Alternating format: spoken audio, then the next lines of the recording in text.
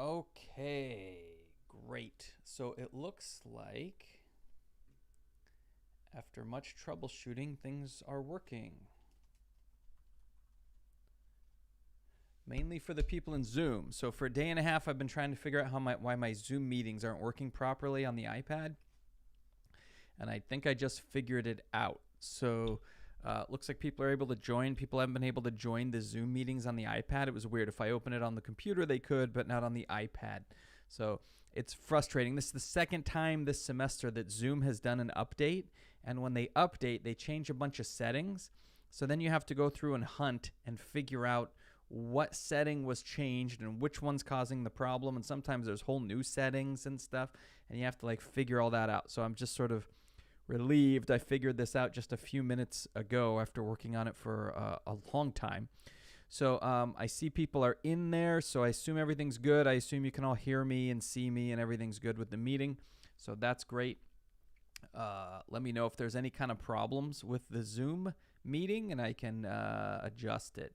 Otherwise, it looks like the YouTube stream, YouTube always works, right? That's the nice thing about YouTube. It just works, right? You have these other companies that, they want to do an update every couple months, so they feel like they're rolling out new fancy stuff, and really all they do is mess things up for people a little bit. There's really nothing new in Zoom that's that great, but they mess up your settings for a bit, which is annoying when companies do that. Okay, but anyways, looks like we're working. Again, speak up in chat if there's any kind of issue or problem that's taking place. So I just want to remind everybody, we're nearing the first exam, and I know that sometimes you have classes where your teachers will put in the syllabus before the semester starts exactly what the exam dates are. I find that's actually not a great way to do it, in my opinion, because I like to keep my schedule flexible. That way, if students need to spend a little bit more time on one topic, or what's happening in one of my classes, we just skipped the whole topic because the whole class was able to do the homework at 100% level before I even talked about the material. So in that case, we skipped it. So there's no point in me talking about it if they've already learned it, right? So what happens is sometimes you set up a schedule for a class, but at least for me, I find almost always you deviate from that schedule, right? If I'm sick, or the power's out and I have to cancel class, now the schedule, throw it in the garbage, right? Because we're off schedule now. So that makes it difficult to stick to a schedule. I kind of did that when I first started teaching. I would make a schedule, and then no matter what, we stuck to that schedule. But I found it didn't really work great for students. It's much better if I can conduct my class in a way that is responsive to students' needs. If they need to spend a little more on one subject, okay, then we'll do that. If they need to spend a little less time on one topic, let's do that. This even happens in semesters where I have two of the same class. This has happened to me before. I'll have intermediate algebra at 8 a.m.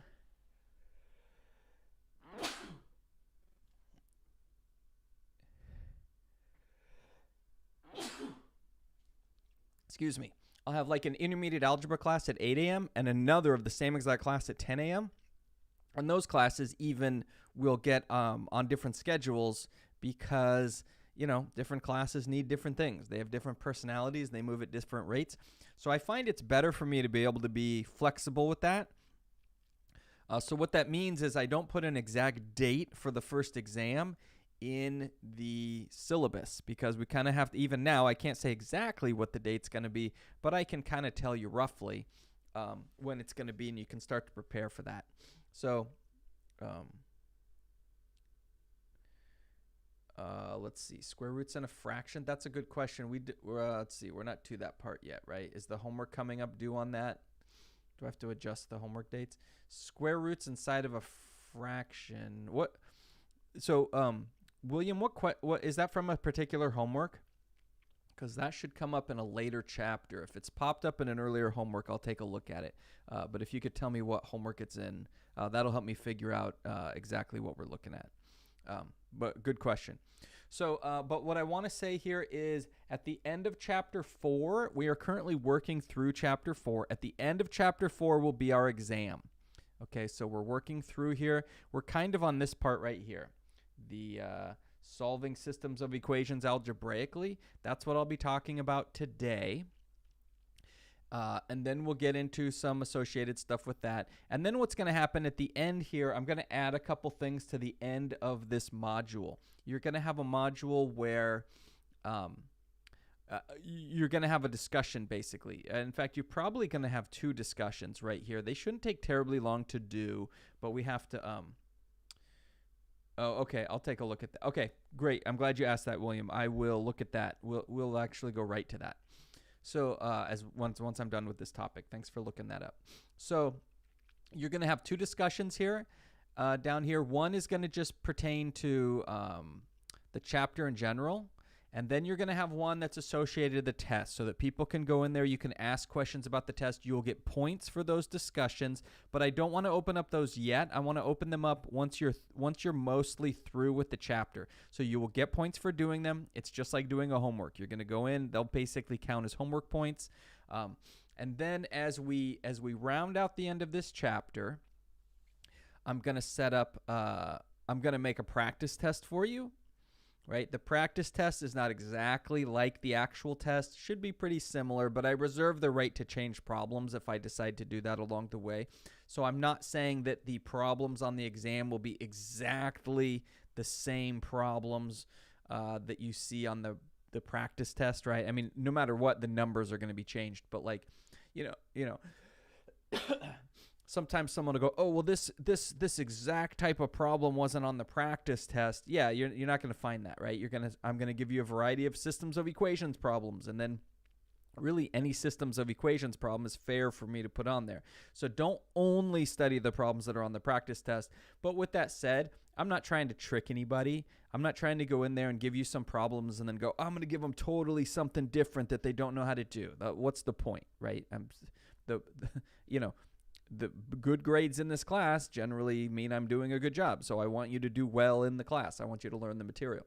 So, the problems that you see on the exam will be things that you either saw in homework or that we talked about in class or something. You've seen them before, right?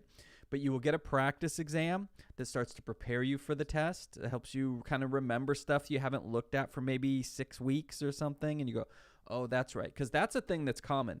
Is there'll be a really simple topic, but you did it 6 weeks ago, and people go, no, I remember how to do that. I don't have to look at it again. And then on the test, they make like a little tiny error just because they haven't done that type of problem for like 6 weeks, and then they miss like the easiest problem on the test, and it's not really because they don't know how to do it. It's because they didn't look at it for 6 weeks. So, you want to get it. The practice exam helps you rework those problems, and you go, oh, that's right. That's how you evaluate a function or how you do this or how you do that. And you you sort of go through those steps. So you'll have the practice test.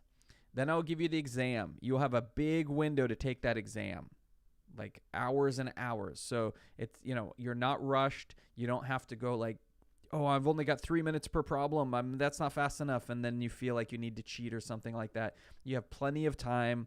So try to, really push yourself to do the test ethically. Try not to cheat. Go in there. Because even if you completely bomb the exam, you get to retake it, okay? And whatever you get on the retake overwrites the score that you got previously. So it's not like I average the tests or anything like that.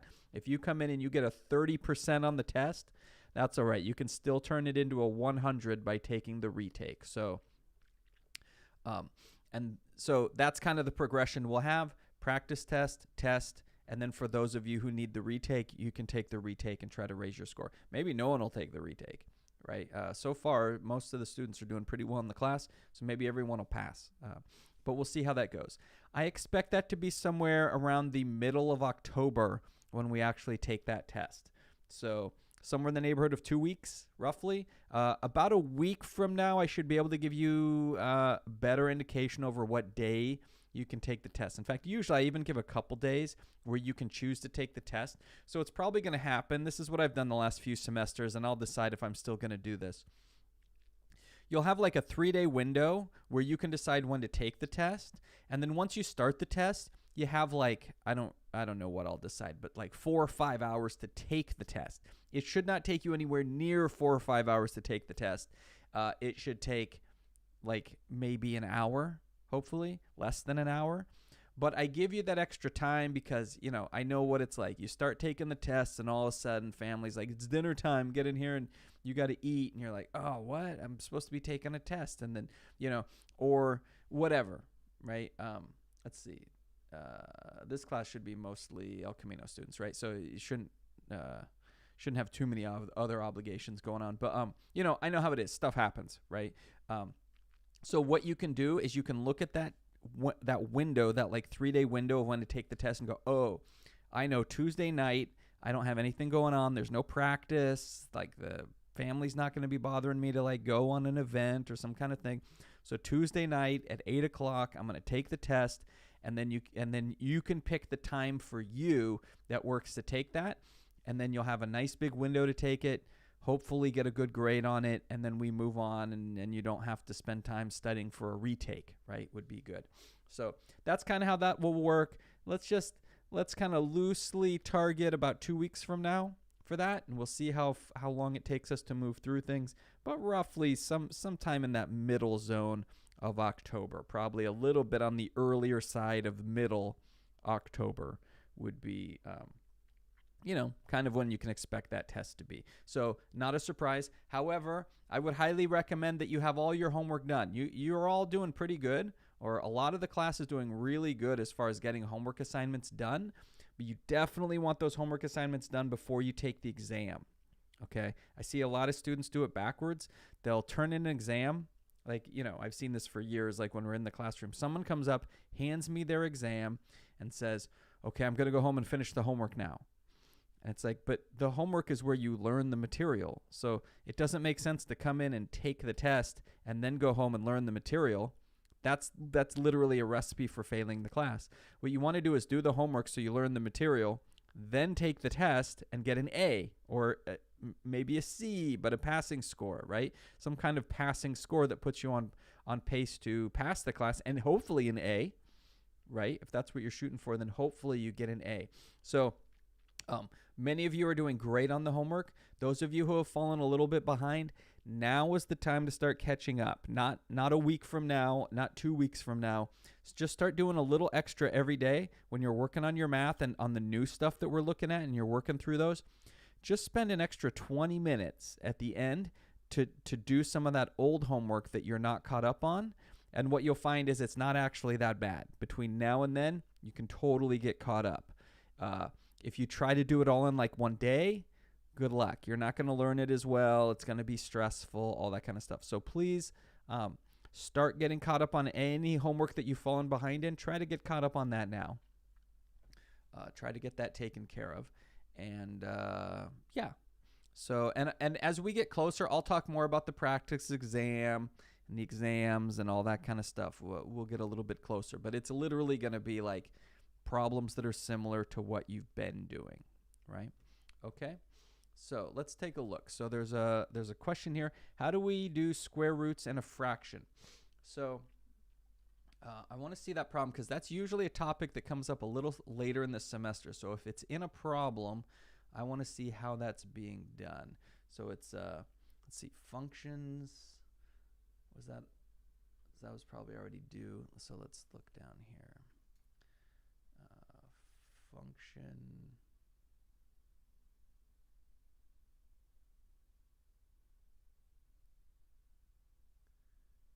Must have been here. Evaluate functions level 1. Okay, let me go through a few of these to see if I can see. So if we do h of 5, we're going to get 0.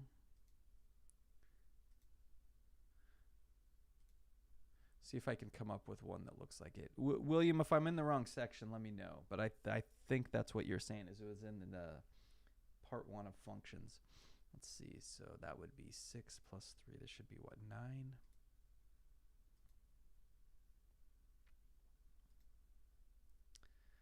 Negative 4 plus 2 should be negative 2.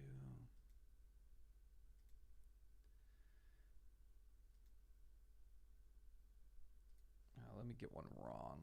Let's see what it says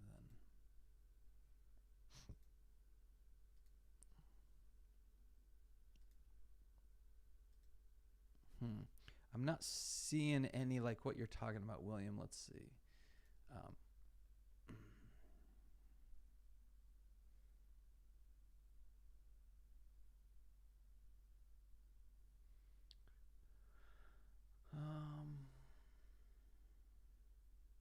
should be in here somewhere, right? Let's see. Let's do evaluate functions level 2. Maybe that's it. So what if I do unit function 1 section evaluating function level 3 unit functions. Yeah, so it's the unit on functions. Evaluating functions level. Oh, down here. Okay. Let's take a look at that. Oh, there we go. Okay, so let's take a look at that. Oh, right. So here they want you to use a calculator. They want this to the nearest 10,000th if necessary. So let's see. That's pretty small on the screen. Let me blow this up a bit. People can't, I don't think that's too readable right there.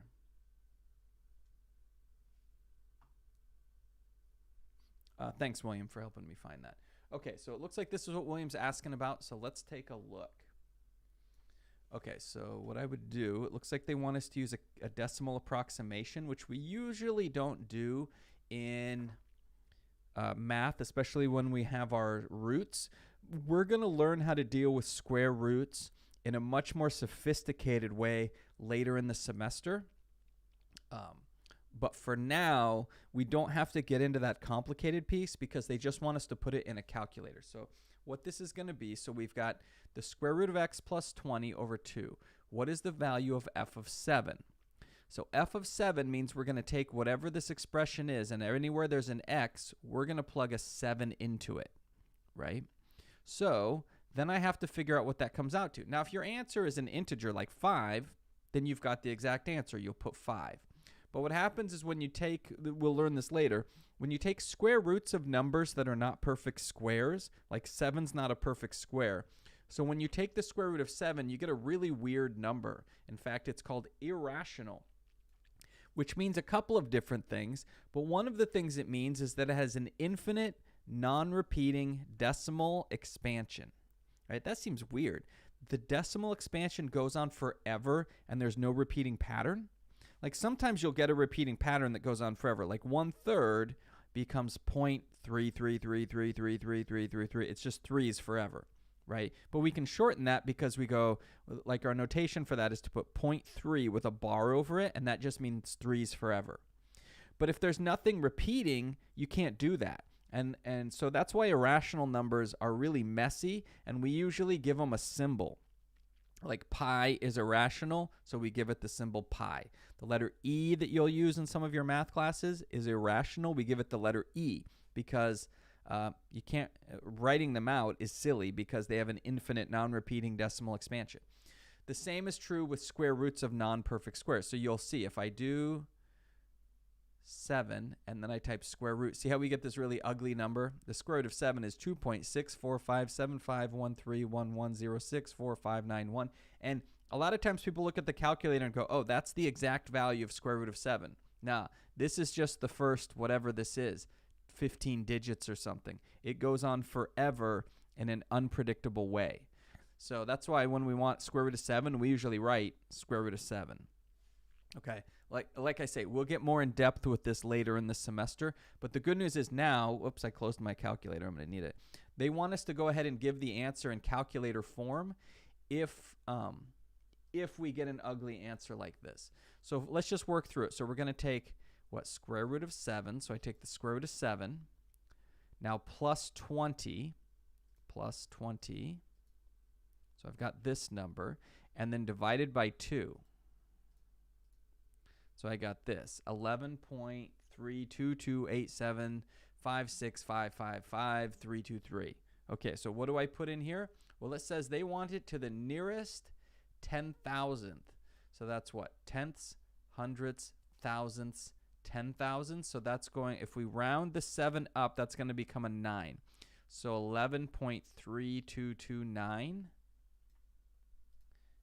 11.3229. And they like it. That's the answer, right? They accepted it as the answer. So you're just kind of going through those steps, and you can see what they did here. All they did is they plugged the 7 in. Oops, let me raise this up a little more even. Running out of room on my screen here.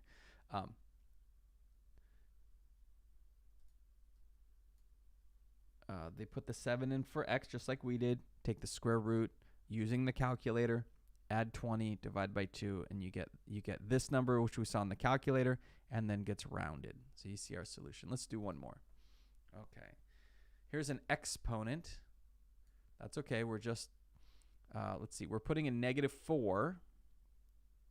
So -4, if we stick it in here, that's 2 plus -4 is -2. So we're going to go do, let's see. I don't usually use powers on this calculator, so let me double check. Let's see.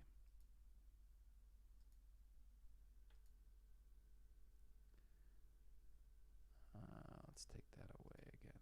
Oops. Let me just close that. So I think we can make this scientific calculator. Still, one of the problems with calculators is that every calculator is programmed to work a little bit differently. They do the same math, but usually your buttons that you push for one are not the same as another. So let me see if I go. Sometimes they're backwards. Like sometimes you put in the base first, and then you press the exponent button and put in the exponent. Sometimes it's the other way around. You put the exponent, hit the exponent button, and put in the base. Oh, speaking of which, here's those numbers I was talking about, pi. Right, see the pi digits, E, see the digits for E, infinite non-repeating decimal expansion. Let's see, is this the clear button? No, that's history, so let's clear all. Okay, so let's see, we're going to have 3 to the, oh, that's scientific notation. That's not even, I don't think that's even normal exponents. Let's see, yeah, that's not good. That's not going to do it. Oh, here we go. So 3, -2. No, why does it keep doing that?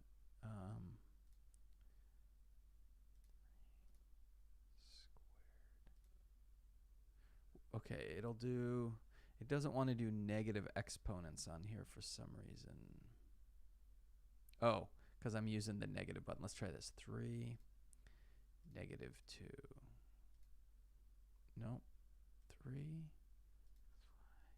-2 equals. Okay, my calculator doesn't want to do negative exponents. So we could think about this. We've kind of worked with exponents. Let's see. Let me double check where we are here. Nope, we haven't done advanced exponents yet either.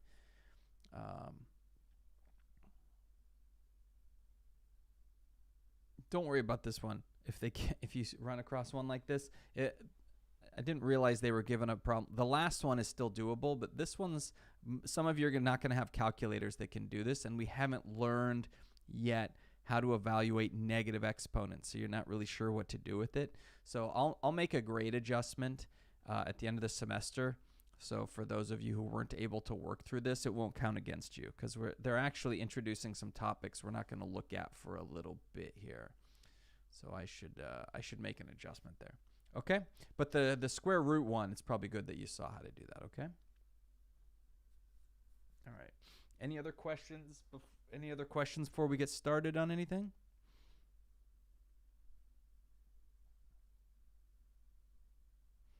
Oh, and I can close this window over here now.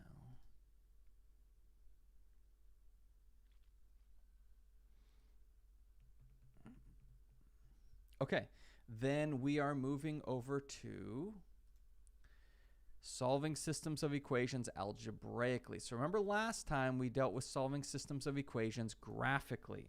So we had, like, say, y equals 2/3 x minus 1, and then 2x plus 3y equals 6. Had stuff like this.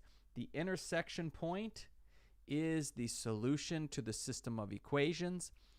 A system just means a grouping of equations. A solution to a system means that it's a solution that satisfies everything in the system. So whatever this point is right here, whatever that intersection point is, if we plug it into this equation, it works. If we plug it into the second equation, it works.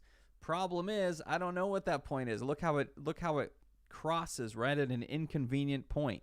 It might be, I don't know, is that like 2.2, 0.48 or something? I don't know, right? It's hard to tell what that value is. And that's where the graphical method for systems of equations lets us down. Okay, it fails us. It's the easiest method to use. It's also the one that works the least often. So we need algebraic methods because the algebraic methods are going to work for us every single time. And that's usually a payoff, or that's a payoff that you make in mathematics usually, is that if you find a tool that works for you every single time, it's probably going to be a little bit more work. It's going to be a little bit harder to do. And I'm not trying to scare you. Most people do the systems of equations just fine, but it takes a few problems, a little bit of working on the homework for it to really start to make sense for you, right? Another example, this will be the quadratic formula, right? When we solve quadratic equations, we're going to first try to solve them by factoring because it's easier to do. But when factoring fails us, we're going to jump over to the quadratic formula, which takes more work, but it's going to work every single time. Same thing here. Most of the time that we solve systems of equations, we're actually going to use these algebraic methods that I'm about to show you because they work every single time, right? And I think I talked about this last time. Why do we have two?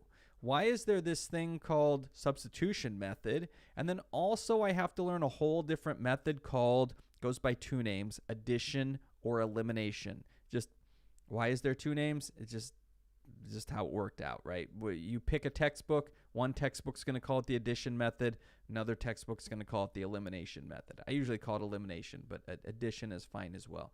So why do I need two of those? Why don't I just get really good with one? Well, you could, but you're going to find yourself regularly doing a problem in a way that's way harder than it needs to be. So the effort it takes to learn elimination is actually way less than if you just try to do every problem using substitution. Does that make sense? Plus the fact that the substituting that you do in the substitution method is actually an important skill that you're going to see pop up more and more in mathematics. So if you can get comfortable with substitution now, those later topics will be easier for you. Same with elimination. That'll come up a little less often, but it will still come up in your future classes, and including this class, of things you have to do that involve the elimination method. And when you're doing them, you go, oh, I get this part. This is kind of like when we were doing the elimination method for systems of equations, right? So you kind of already learned how to do that piece of things, right? So it's worth it. Usually, if there's multiple ways, because there's a million ways to teach everything in mathematics, right? Especially algebra, because high school teachers have figured out a million different ways to like make little cute things that, oh, cute, remember it this way and think of it this way. And so there's lots of ways of organizing the work. I usually just try to teach one way unless there's a good reason to teach both ways. And this is one of those times where there's a good reason to teach both methods for systems of equations, okay? So we'll talk about substitution, and it looks like that's probably all we're going to get through today is substitution. I don't think we'll get into the elimination method. So when should you use substitution method and when should you use elimination method? So what I was talking about was some problems are going to be significantly easier if you do them by substitution. Some problems are going to be significantly easier if you do them with elimination. But how do you know which ones? How do you decide? So let me give you an example of one that would be a good idea for substitution. So SOE is just systems of equations, right? I just shortened it there. Let's jump into things.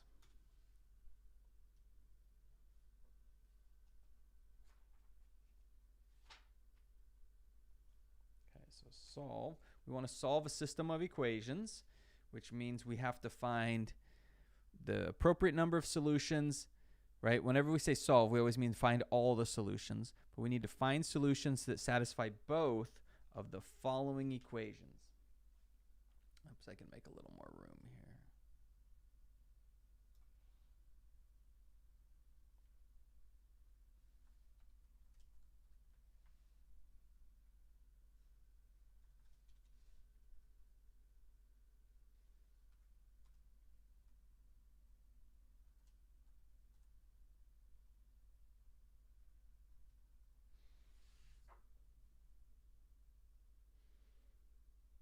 Okay, so here we have a system of equations.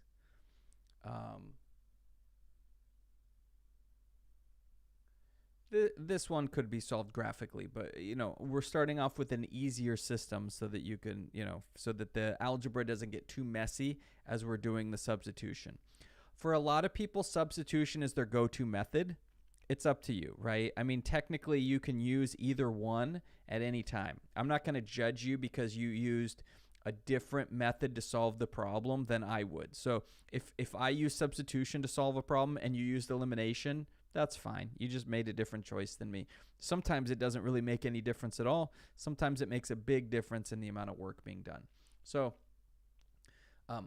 looking at this, I can see that this is one that I should be using substitution on. How do I know that?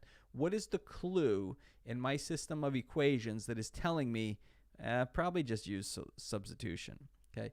So the key is, see how I really have two variables, each of which occurs 2 times, right? The x occurs in both equations, the y occurs in both equations. So that's 4 times that I have variables occurring. If any of those times the coefficient, remember the coefficient is the number attached to the variable. If the coefficient on one of the variables is a 1 or a -1, then probably you want to go with substitution. Okay, so for instance, you go, well, I don't see that here. I don't see a 1 in front of any of these variables. Remember, this variable y right here has a little invisible 1 in front of it. Y is really 1y. If you have an apple in your hand, you have 1 apple in your hand. But we don't go around and saying that and say, oh, I see that you're eating 1 apple for lunch. That's kind of weird. You usually just go, oh, I see you're eating an apple. Okay. We don't like count it if there's 1. We don't do that when we're writing. So this fits that case. There's really a 1 in front of this y. We just don't write it. Also, if this sign was a negative, that would mean the coefficient on y was a -1. -1 is the other case where it's kind of a red flag. Why don't you use substitution for this problem? Now, why do we do that? Well, it's because what we're going to do, our first step is to solve one of these equations for one variable. And if we have, like in this case, that variable that has a 1 or -1 on it, that's the best choice for solving for that variable. Because what if I chose this one down here? What if I want to solve for this 3y? You technically can. Mathematically, we could solve for any of the variables in these equations, and the problem will still work. But what's going to happen if I try to solve for y in this equation? At some point, I'm going to have to divide the whole equation by 3, right, in order to isolate the y. And then what's going to happen? This over here is going to become a -2/3. This one over here is going to become a -17/3. And now what do we have? We have a bunch of fractions in our problem. Now, a couple things about that. One, it will still work if you try to do it with fractions, but who wants to do that? Who wants to sit around adding and subtracting fractions if we can avoid it, right? Sometimes it's not avoidable because maybe you have fractions in your actual solution, which is another time students will raise their hand and call me over and go, I keep making a mistake here. And I say, well, why do you think you're making a mistake? Oh, because I'm getting fractions in my answer. You will get fractions in your answers, right? Not every time, because we're not trying to give you super hard problems, but you will get fractions in your answer. And then guess what? You're going to have to deal with fractions a little bit. But a lot of these problems can be done without dealing with fractions at all. And when they can be, it's convenient to do so, right? If I tell you, well, we can do this problem where we add a bunch of fractions together, or we can do it without adding fractions together, my guess is you're going to choose not fractions, right? Okay, so let's sort of enumerate. What are my steps here? So solve for one variable. So I'm going to take one of these equations, whichever one I want, and I'm going to solve for one of the variables, whichever one I want. But the clever choice, the smart choice here, unless we want to do lots of extra work, the smart choice is to solve for that y variable in equation 1. So if I do that, I get y equals -4x plus 13. Or if you like, you could write it as 13 minus 4x. Same thing, right? Not going to make any difference for how we're doing it. Okay, so we were able to solve for one variable. The reason that step was so easy is because our original system had a variable with a 1 or -1 in it. If you don't have that, this will take a few more steps, and then you'll have fractions. Okay. All right, step 2. Now, this is where the term substitution comes from. You now substitute into the other equation. It's important that you substitute into the other equation. If you take this and substitute it into itself, you're going to get some misleading results. But if you think about it, this equation has information encoded in it, right? It has its own set of solutions. This equation has its own information encoded in it in the form of its solutions. So how can you access all that information if you don't use both equations? You have to use both equations in the calculation somewhere in order to get that information. So whichever equation you use to define your substitution, you substitute into the other equation. Make sure you're using both of them, okay? So when I do that, so my second equation then would be, I'm just going to rewrite it here so you can see the substitution making place. Negative 2x plus 3y equals negative 17. And I better just double check that I wrote these down right. Yeah, I did. It's a thing you want to be good about checking that you write them down right. I see this all the time where students will do all the work and they go, I keep getting the wrong answer. And we look, they wrote the original problem down wrong. So make sure you get that. Okay, so if I'm going to make the substitution, generally what I'm going to do is that y, I'm going to change to a set of parentheses. And inside of those parentheses is whatever substitution we defined up here. Okay, so in other words, this would look like this. Negative 2x plus 3. I'm going to put some parentheses here, and then minus negative 17. Now, what goes in the parentheses? Well, it started off with a y, but up here we decided that y is equal to negative 4x plus 13. Oh, well, we want to do the right side. We want to substitute the right side for the left side.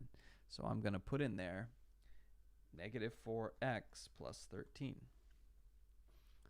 See how I made that substitution? Now, why did I put parentheses in here? Well, I see students do this a lot where they leave the parentheses off and they don't see how the parentheses remind us we should be doing a distribution right here.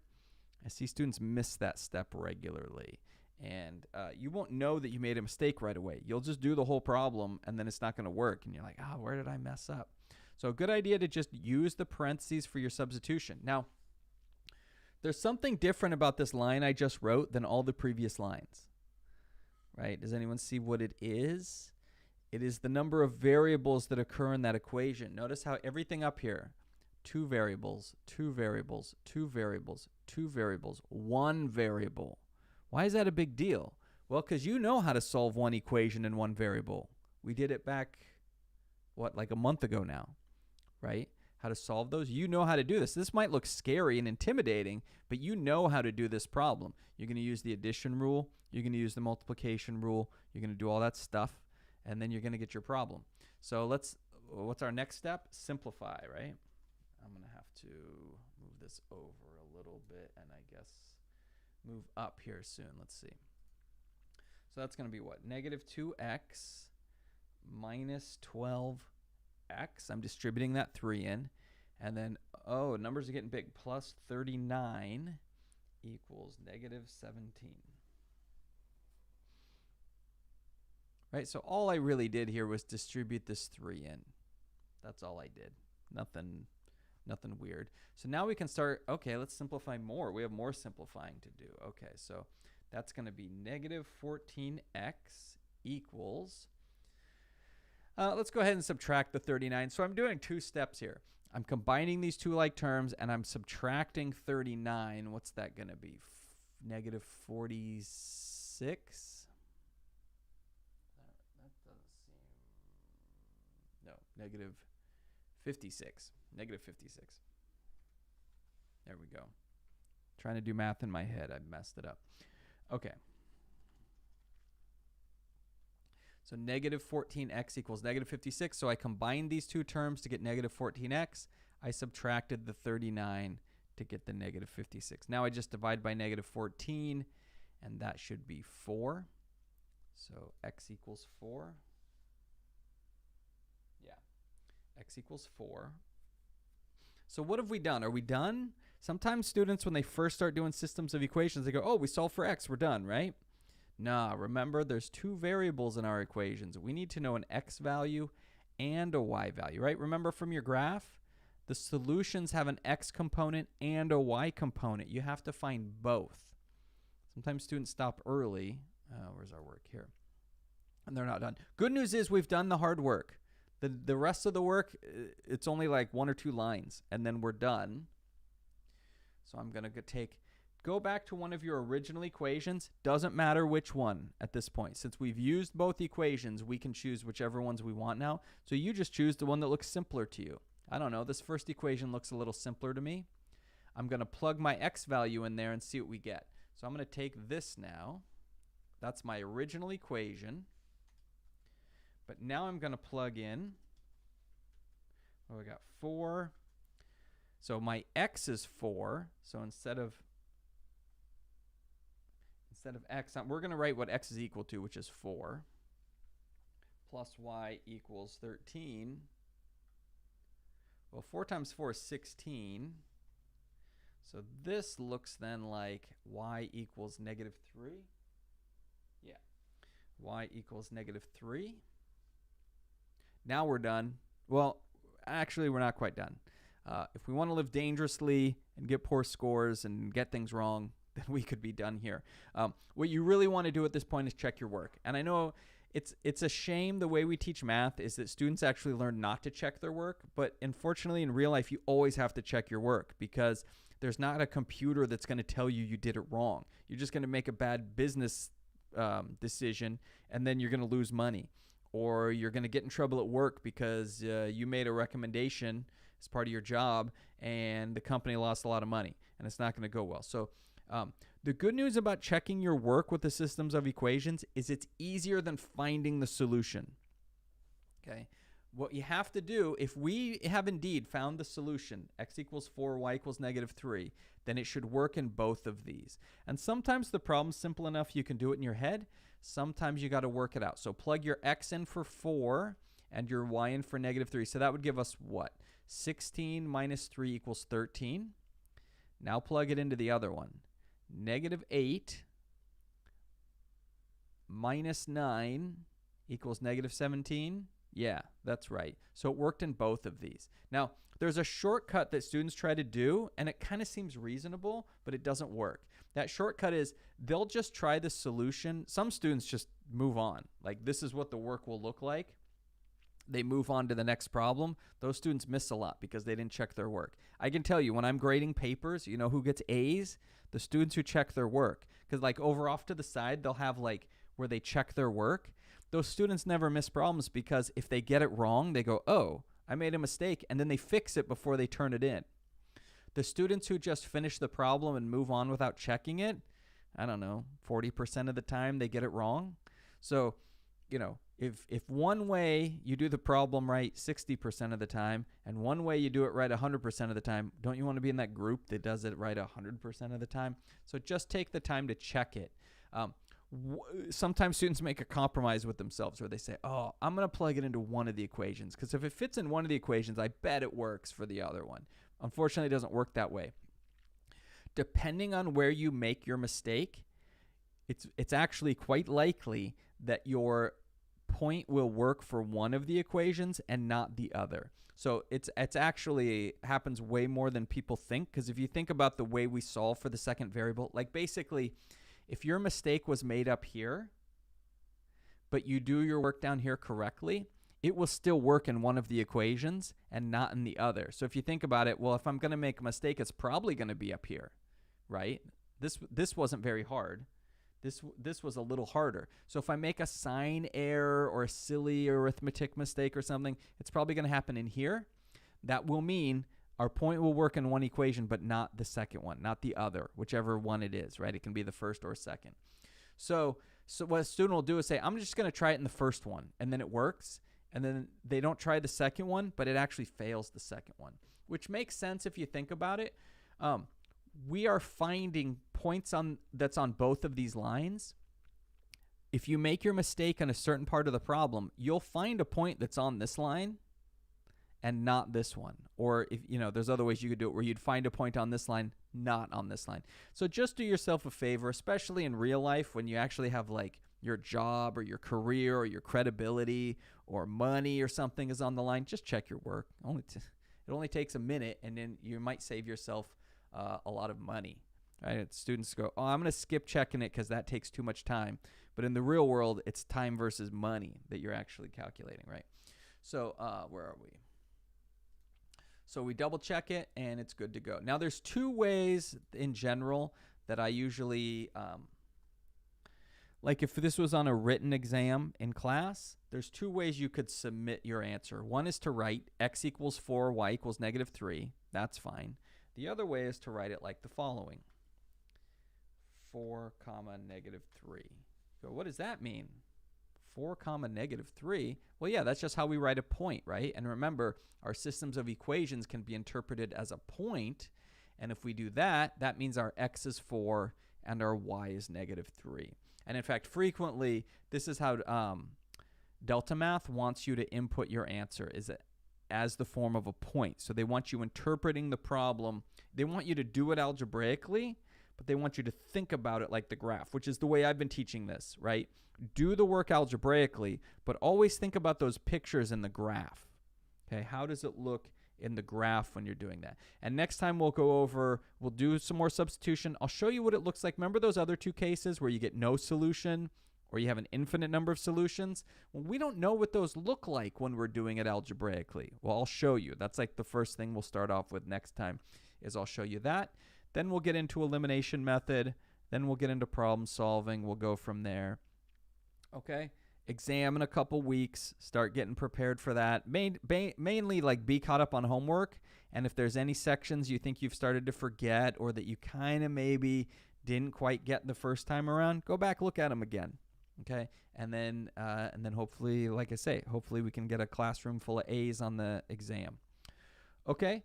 So I'm so relieved that the Zoom situation is finally resolved after a day of trying to figure that out. So anyone who wants to is welcome to hop into Zoom and speak with me. Otherwise, enjoy your weekend. Try to get caught up on homework if you're behind. If you're not, just enjoy your weekend and stay current on homework. Supposed to warm up a little bit in the next day or two. So yeah, have a good weekend and stay safe, all that kind of stuff, and we'll see you later.